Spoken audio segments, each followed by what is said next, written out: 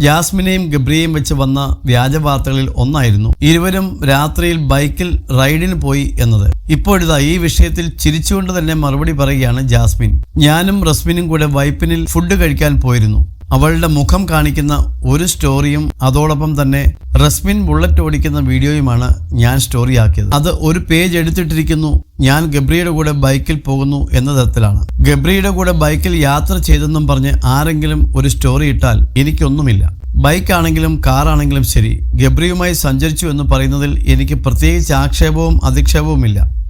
ഒരു മനുഷ്യന്റെ കൂടെ വണ്ടിയിൽ കയറുന്നതിന് ഇങ്ങനെ വന്ന് പറയാനൊന്നുമില്ല. ഞാൻ റസ്മിന്റെ കൂടെ യാത്ര ചെയ്തതിനെ ഇങ്ങനെ വളച്ചൊടിക്കുന്നതിലേ എനിക്ക് പ്രശ്നമുള്ളൂ. അറിയാത്തതും ഇല്ലാത്തതുമായി കാര്യങ്ങൾ പറയുന്നതിലെ എനിക്ക് പ്രശ്നമുള്ളൂവെന്നും ജാസ്മിൻ പറയുന്നു. ഗബ്രിയുമായി ഇപ്പോഴും നല്ല ബന്ധമാണ്. വിളിക്കാറും സംസാരിക്കാറും ഒക്കെയുണ്ട്. എന്ത് പ്രശ്നം വന്നാലും ഞാൻ കൂടെ ഉണ്ടാകുമെന്ന് അവൻ അവിടുന്ന് പറഞ്ഞിരുന്നു. പുറത്തിറങ്ങിയിട്ടും അങ്ങനെ തന്നെ.